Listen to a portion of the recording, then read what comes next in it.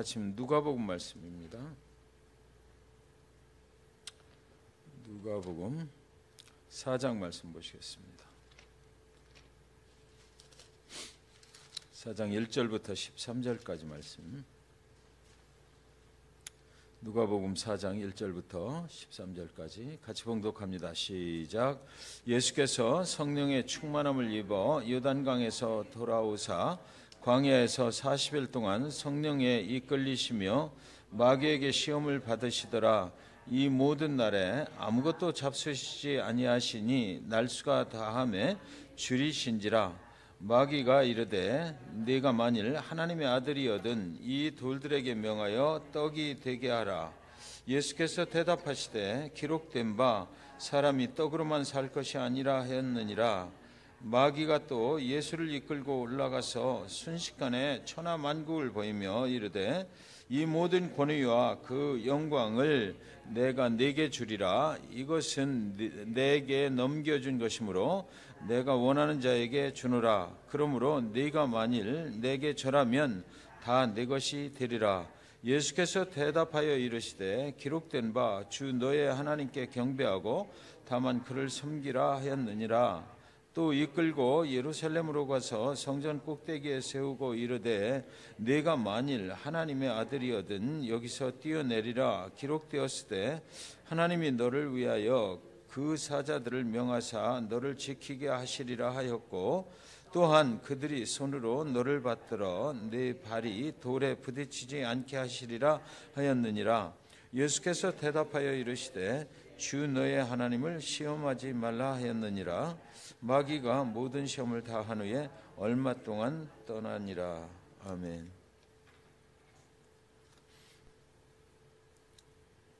종종 광야를 휩쓸고 지나가는 바람에 모래와 먼지들이 그 광야 가운데 뿌옇게 날리는 것입니다. 유대 광야의 그 색깔은 황갈색입니다. 아무리 둘러보아도 생명이 살아갈 것 같지 않은 곳이 바로 그 유대의 광야였습니다. 그런데 성령님께서 예수님을 이곳으로 인도를 하셨어요. 그곳에서 예수님은 40일 동안 아무것도 안 드시고 금식하면서 견뎠습니다. 요단 강물에서 침례 요한에게 침례를 받을 때 예수께 임하신 그 성령이 계속해서 예수님의 앞길을 그렇게 인도하고 있었던 것입니다. 예수님은 하나님의 아들이셔요. 그러나 이 땅에서는 사람입니다. 마리아와 요셉의 아들인 것이에요. 그는 하나님의 아들이요 또한 사람의 아들입니다. 예수께서는 죄도 없으시고 회개할 필요도 전혀 없으신 그런 분입니다. 그러나 사람의 아들로서 이 땅에서 살아가는 삶은 또 다른 문제입니다.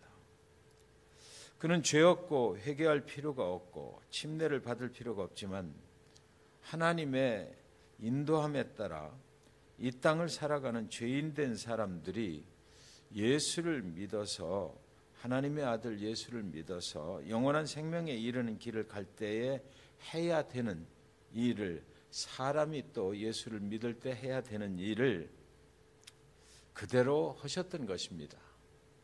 이렇게 하면 하나님의 아들 예수를 믿어서 구원에 이르는 길로 갈 수 있다라는 것을 보여주셔야만 했어요. 40일 금식 후에 드디어 성령께서 줄인 배를 움켜쥔 예수님을 사탄 앞으로 인도하셨습니다. 이 땅에서 사람으로서 살아가는 길은 사탄과 함께 해야 되는 길입니다. 우리가 하나님을 믿어도 사탄의 역사에서 이 땅에서 사는 동안 벗어날 수가 없습니다. 그래서 사탄이 우리와 항상 함께 하지만 하나님을 믿는 자들은 그 사탄의 역사를 이길 수가 있다라는 것이 성경의 기록입니다. 사탄은 예수가 하나님의 아들인 것을 아주 잘 알고 있습니다. 사탄은 저와 여러분이 예수 믿는 사람인 것을 아주 잘 알고 있습니다. 그러나 사탄은 지금 예수는 사람의 아들인 것도 아주 잘 알고 있습니다. 사탄은 저와 여러분이 세상에 눈을 돌리고 살아가는 아주 부족하고 연약한 사람인 것도 잘 알고 있습니다. 하나님의 아들로 살아가지만 그럼에도 불구하고 이 세상 살아가는 동안 우리의 부족하고 연약함 때문에 사탄의 놀이개감이 얼마든지 될 수 있다는 것을 잘 알고 있습니다. 그래서 사탄의 시험이 올 때에 이 싸움은 사람으로 오신 예수와 사탄의 대결이다라는 것입니다. 사탄은 인간을 너무나 잘 알고 있어요. 인간이 넘어지기 가장 쉬운 부분들을 정확하게 알고 예수님을 시험하셨다라는 것이죠. 그것이 무엇입니까? 첫 번째로 하나님의 능력으로 너희 필요를 채우라라고 한 거예요. 3절에 보시면 마귀가 이르되 네가 만일 하나님의 아들이거든 그랬습니다. 이 돌들에게 명하여 떡이 되게 하라. 배고플 때 어디선가 채워주면 우리는 그것이 하나님이 하셨다라고 이렇게 쉽게 말하지 않습니까? 그러나 어떤 경우 시간이 많이 지나고 나서 보면 그것은 하나님이 채워준 것이 아니라 세상의 어떤 사단의 역사가 잠깐 나를 사단의 길로 인도하려고 그렇게 채워줬던 것임을 깨달을 때도 종종 있는 것입니다. 영적인 분별력이 없으면 사탄의 시험에 넘어갈 수밖에 없는 것이 우리 인간입니다. 내가 원하는 것을 추구하면 사탄의 시험에 걸려들 것이 뻔합니다. 그래서 우리는 내가 원하는 것이 아니라 이것이 하나님이 나에게 원하시는 것인가, 그것을 분별할 줄 알아야 사탄이 주는 것과 하나님으로부터 오는 것을 분별할 능력이 생기는 것입니다. 그래서 예수께서 사람은 떡으로만 살 것이 아니요 하나님의 입으로 나오는 모든 말씀으로 살 것이니라 라고 말씀하신 것입니다. 사람은 떡으로만, 세상이 주는 떡으로만 사는 것이 아니라 하나님의 입으로 나오는 하나님의 모든 말씀으로만 살아야 제대로 산다라고 말씀하신 것이지요. 예수님이 말씀하시는 떡은, 하나님으로부터 오는 떡은 생명의 떡이 되는 것이고, 세상으로부터 오는 사단이 주는 떡은 멸망의 떡이다라는 것입니다. 두 번째, 인간은 하나님의 능력으로 자신의 명예와 영광을 얻으려 합니다. 우리는 종종 하나님을 이용해서 세상의 떡을 가지려 하죠. 그것이 첫 번째 사단이 노리는 것이었어요. 그리고 두 번째로 누리는 것은 하나님의 능력으로 세상을 살아가는데 자신의 명예와 영광을 얻으려 한다라는 것입니다. 그것이 인간의 부족한 모습이라는 거죠. 그래서 6절에 보면 이르되 이 모든 권위와 그 영광을 내가 네게 주리라. 이것은 내게 넘겨준 것이므로 내가 원하는 자에게 주노라. 사탄도 이런 영광을 넘겨줄 수 있는 그런 권세를 받았다, 이렇게 얘기를 하고 있어요. 사탄은 마치 네가 원하는 명예와 영광의 길을 내가 가지고 있어, 나에게 잘 보이면 내가 그거 다 줄 거야 라고 말을 하는 것입니다. 오늘날 목회자의 사모들이 무당집에 찾아가서 교회가 어떻게 하면 부흥할 수 있느냐 이렇게 묻는다고 그래요. 그래서 무당집 인터넷 광고에 보면 교회 사모님들이 많이 찾는 유명한 무당집입니다 라고 그렇게 광고를 한다고 그럽니다.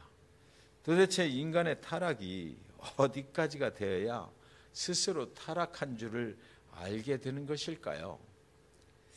사탄은 인간이 명예에 약한 것을 알아요.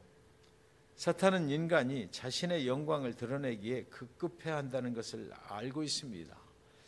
교회가 어떻게 하면 부흥을 할 수 있을까? 그 교회가 무엇인지, 또 부흥한다는 것이 무엇인지를 모르고 교회의 목사 사모가 되어 가지고 무당집을 찾아가서 그것을 묻는다라는 것이 참 말이 됩니까? 예수님은 무엇라고 하셨느냐면 8절에 보시면 우리 자신의 영광을 드러내기에 너무나 급급해하고 있는 인간을 보고 뭐라고 그러셨냐면 예수께서 대답하여 이르시되 기록된 바 주 너의 하나님께 경배하고 다만 그를 섬기라 하였느니라 그랬습니다. 사람이신 예수께서 하나님만이 우리의 경배의 대상이라고 하신 것이에요. 여호수아가 이스라엘 백성들에게 유언처럼 남긴 말 그거 기억하시죠? 나와 내 집은 오직 여호와만을 섬기겠노라 라는 것이었어요. 여호수아의 고백이 이 시간 저와 여러분의 고백이 되실 수 있기를 주님의 이름으로 간절히 축원드립니다.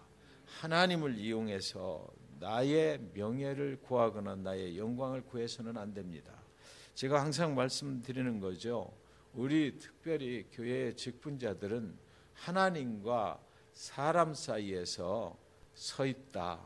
그래서 그 하나님의 백성들이 또 구도자들이 또 예배에 나온 자들이 하나님을 만날 수 있도록 그 길에 서서 연결을 해주는 거지 그 하나님과 사람 사이에 영광을 가로채려고 올라서서는 안 된다라는 것입니다.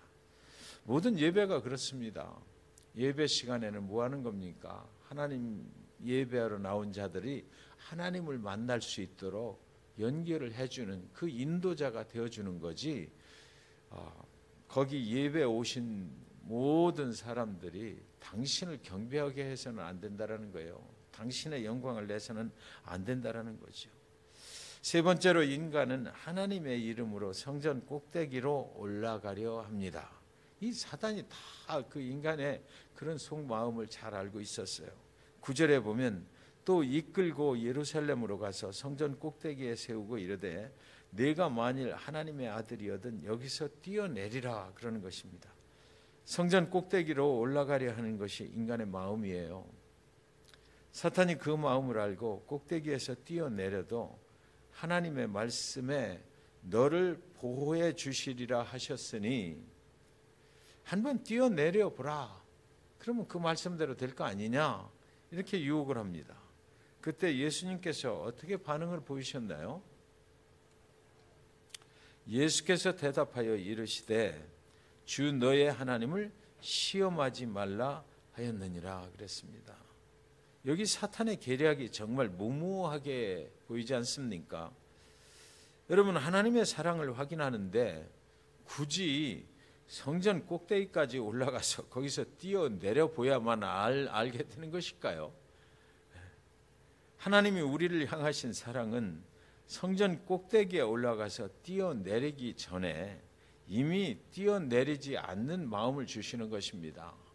성전 꼭대기에 올라가서 뛰어내려서 다리가 부러져서 그거를 회복시켜 주시는 그 하나님의 사랑을 굳이 체험할 필요가 있겠느냐고요. 근데 이 사단은 이렇게 그 의미 없는 소리를 하는 거죠.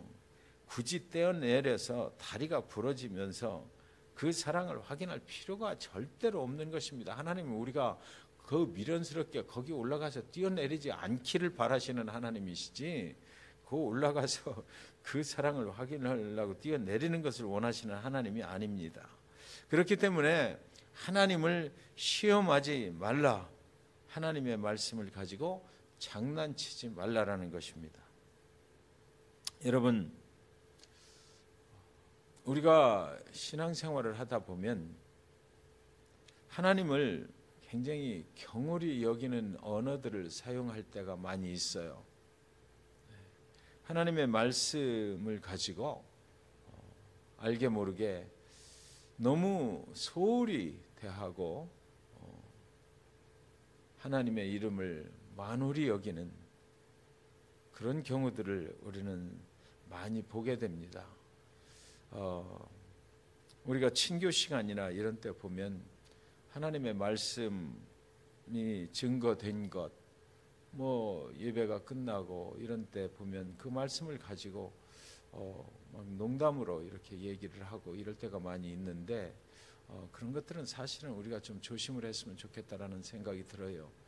유대인들이 잘 했다라는 것은 아니지만 옛날에 유대 사이에서는 정말 하나님하고 부르질 못했잖아요. 그 하나님의 이름에 대한 그 경외감 때문에. 그리고 성경 번역을 했던 사람들은 번역을 하다가 어떤 분인가는 그 성경 번역을 하다가 하나님 여호와 야훼의 이름이 나오면 가서 펜을 넣고 가서 목욕을 하고 그리고 다시 와서 그 펜을 빨아가지고 썼다고 그래요. 그럴 정도로 그 하나님의 이름은 거룩한 이름이고 우리가 함부로 대해서는 안 되는 이름입니다.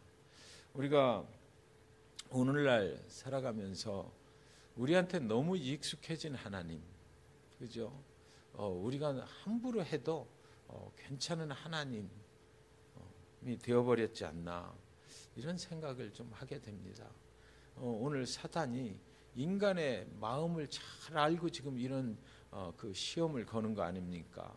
우리도 하나님을 좀 많이 경외하고 그래야만 사탄의 시험에 걸려들질 않는 거예요.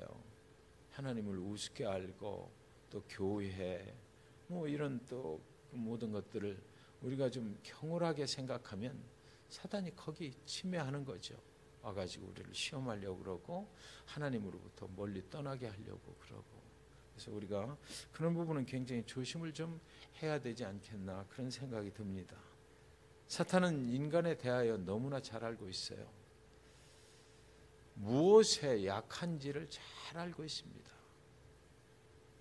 저에 대해서 제가 어디를 건드리면 저의 신앙에 또는 인생의 아킬레스건이 어디에 있는지 저 사람은 저것만 치면은 건드리면 넘어질 거야 라는 것을 너무나 잘 알고 있다고요. 우리 교회가 무엇에 약한지를 사탄은 너무나 잘 알고 있어요.